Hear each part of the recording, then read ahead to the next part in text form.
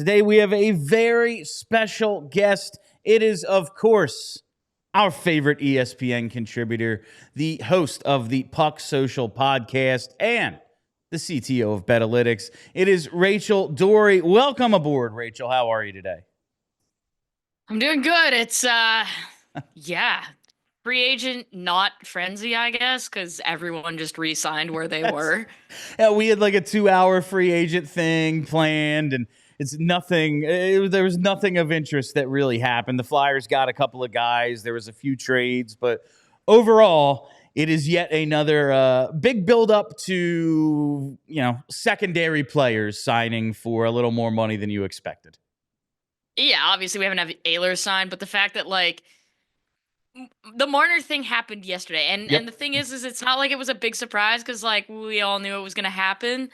The Besser thing is a big kind of surprise that he re-signed there. So now it's kind of just Nikolai Ehlers after all of the Panthers came off the board. Next year, there's actually insanely good players. Now, I think probably 80% of them are going to re-sign where they are. But if even 5 of those players hit the market next year, it is going to be anarchy. We are all hoping, especially for the promises Danny Briere has made the fan base, that next year is when he starts spending. Well, okay, get me Connor McDavid and we'll be good and happy. But yeah, he hasn't signed yet. I hate to break it to you, Bill, but Philadelphia is not on the list of places Connor McDavid wants to play. Just wait until they offer the free internet, cable, and mobile for life. Just wait, Rachel. Anyway, I don't think that's gonna get it done. one of your most recent pieces up on ESPN.com, Draft Grades, and the Philadelphia Flyers received an A-, which I thought was more than fair. We were all pretty happy with the draft. They came away with Porter Martone, who's one of my favorite players in the whole thing. So honestly, after that, don't care. Pretty happy. They do end up making a controversial move to move picks 22 and 31 to take Jack Nesbitt at number 12 overall. Kind of surprising. And then in the second round, Mikko Murtag, Vansagi guard. I was a big fan of the draft. You DM me elite draft. Other than the Nesbitt pick, what were your overall thoughts on what Philly did over the weekend? Yeah, you know what? If Philly gets an A+, if they stay at 22 and take Nesbitt there, even then, that's still way too high. But you still have 3 first-round picks at that point. It's a different conversation. Getting Martone.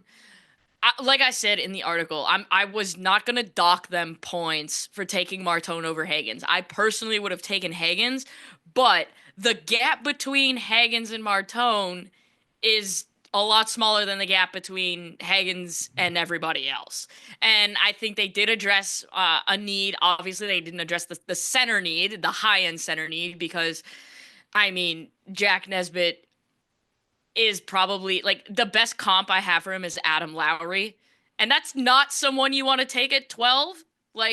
22, you could probably manage. You probably wouldn't be thrilled, but you could manage that at 22. But at 12, when Victor Eklund is there and Victor Eklund's projected to be a first line forward, that's probably not what you want to be doing. But from a Martone Hagens perspective, I actually did not have an issue with what Philadelphia did there and the choice that they made.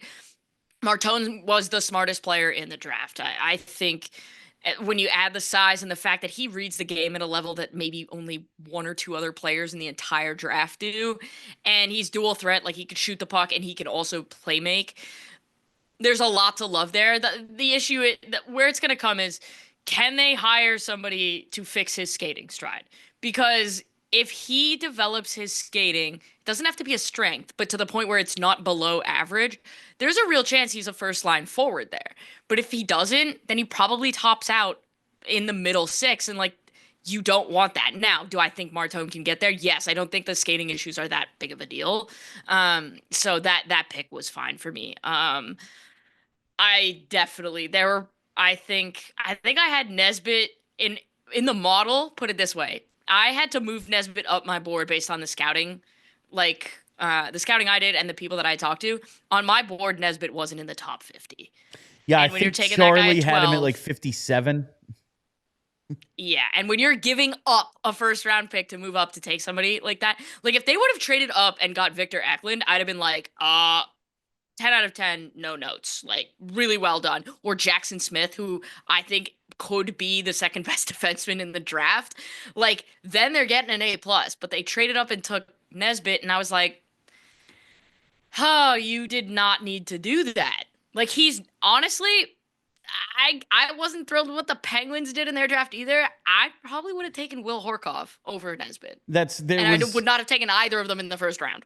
A little bit that has made it easier for me to swallow the trade up is don't really love what the Penguins did with the picks. And there is some industry consensus on that Nesbitt would have gone earlier. I know Pronman had him at like 15. Yes. Sounds like Nashville wanted him. They were trying to trade up to get him, but it just felt like even if he goes, okay, at 22, like, or 31, take Prokhorov. Like, do something of that nature if like this was a hole you were really trying to fill. And if you wanted to get big, Blake Fiddler is right there. He's like 6'3", right? And a defenseman that's going to be a middle pairing defender, probably should have gone in the first round. Like, if you're coming home with Fiddler and Amico, we're having a totally different conversation at this point. Like, it's kind of one of those things where just the strategy on that particular pick made almost no sense to me. Now, Bill Zonin, I loved that pick for the Penguins. I think he is going to be, put it this way, the Bill Zonin is going to be someone that Flyers fans hate. That's the best way I can put that. And when you traded the pick that landed your arch rival, that player, you had better hope that the player you picked is really darn good. That's really there are always surprises. Redrafts never go consensus. Perhaps the Flyers just know something about Nesbitt that we don't, but it does feel like the one in an otherwise really, really strong draft for them. We could talk more about the second round guys, but really I think the other headline is earlier last week, a week ago now. Yeah, they got Trevor Zegras, the long rumored. It seems like the Ducks are finally like, you know what? We're done with these rumors. We've moved on from John Gibson. We've moved on from Trevor Zegras. Pat Verbeek said, that's it. No more rumors. I'm finally ready. I'm finally ready to be done with this and turn the page for the team. And I think the Flyers benefited, surrendering only a second-round pick, a fourth. And listen, I like Ryan Poehling a lot, but Ryan Poehling is what he is at this point. They get Trevor Zegras, who high upside. We're not exactly sure what he is right now, but if it works out, they got something special. What did you think of that trade? It's a home run for the Flyers. Honestly, I have one concern, and it's I don't think Trevor Zegras is a Rick Tocchet hockey player at all, to be polite. But Trevor Zegras plays center, and right now the organization needs skilled centermen. That's why everybody wanted them to take Higgins. I am not going to sit here and say Trevor Zegras is as good as James Higgins, but there is like a 95% chance that Trevor Zegras is going to be the first line center and he's not going to be any lower than the second line center. From a skill perspective, he is the most skilled center in the Philadelphia Flyers organization, and it's not particularly close. No. I don't know if you want to huck first line minutes on Sean Couturier given his injury history, but Trevor Zegras' playmaking ability, to me, I staple him to Michkov, and I go, get used to each other because Trevor learned how to speak Russian, Matvey learned how to speak English, and get used to it because you're playing, and when he's ready, Porter Martone is going on your other wing, and that's going to be that. And so I think that from that perspective, I always say, who got the best player in the deal? The odds of the Ducks getting the best player in the deal in Poehling, not going to happen. In the second round pick and the fourth round pick are like less than 5%. So to me, home run for the Flyers. The fact that Zegras is getting reunited with Jamie Drysdale, I think is going to elevate both their plays, because when you work in an environment with your best friend, like, you're going to be better at your job regardless of what your occupation is. So I do think underrated, that's going to help. But I also think similar to how like Michkov gets some special treatment because of his offensive capabilities. Like, let's be super clear here. Like, I don't care if Rick Tocchet wants Michkov to be F1 on the forecheck. He's not gonna be. Like, that's just not it. Right. And Trevor Zegras is not going in the corners and laying hits. Like, that's not what Trevor Zegras is. So Rick Tocchet is really going to have to get used to the fact that he has some high skilled guys. And just like he had with Elias Pettersson and Brock Besser in Vancouver, he's just going to have to get used to the fact that sometimes, like, those high skilled guys get different treatment than the other guys because they're better. So I look at that and I go, you can't expect them to play Rick Tocchet hockey, and he needs to cut them some slack. And I think if he lets their offense really blossom and just says, I'm going to leave you guys alone as long as you're not abysmal tracking back or in the D zone, I'll leave you guys alone in the offensive zone. It's yours, but the neutral zone and the D zone is Tocchet's. So that's kind of where I think the lines have to be drawn. But if he lets Michkov and Zegras cook and he doesn't touch their line, I think there's a more than fair chance that Matvei Michkov scores a lot of goals. Yeah, that is the hope right now. Although I will push back a little on Zegras not being a Tocchet guy. I think he made sure that he was getting moved to the Flyers when he laid that hit on Michael Rasmussen last year. I think that was the proof that he's ready to be a bully and he is ready to embrace Rick Tocchet hockey. But all right, so there were a couple of moves made in free agency today. The Flyers bring in Dan Vladar to supplement the goalies. They add Christian Dvorak to bolster the center position and Noah Juulsen as another defensive depth piece. What do you make of any of those signings? A couple of them have played for Tocchet before. Did you work at all with Noah Juulsen? I'm just putting that together in my head. Yes, I did. Okay. So what can you tell us about any of these players? Yeah, I think Noah Juulsen, based on what the Flyers want to be, like, fine stopgap for this year. Like, you don't want to be rushing your young defensemen. You don't want to be in a position where you're playing guys where they, like, far above where they need to be. But make no mistake about it. Like, if Noah Juulsen is on your team when you're contending for a cup, you are not contending for a cup. Like, he's like a 9-10 guy on a cup team where it's like, we've lost half of our decor. Like, Noah Juulsen, you're going in. But for where the Flyers are now, he makes a capable first pass. He is relatively decent transitionally like from a defensive perspective. But like, there's not a high upside there. He's just a guy that goes about his business, very low maintenance. Guarantee you Rick Tocchet gave this the stamp of approval because this guy hits. So he's a physical presence at the bottom of the lineup, and that's exactly what Rick Tocchet wants. So that's a good fit. Christian Dvorak, that was a little rich for my blood. 5.4 million. But yeah, little rich for my blood. But I think he's a capable third line center, right? And with the cap going up, like, you can manage that, but he needs to get back to producing a little bit more offense.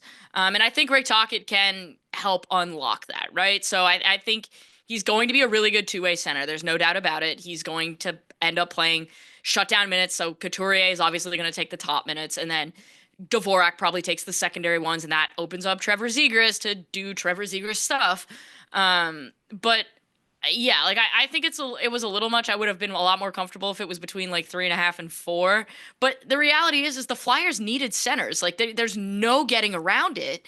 And I think Dvorak is versatile, right? If they decide Noah Cates is a better center option, then you could put Dvorak on the wing, and you have 2 of 3 pieces of what could be a high quality shutdown line.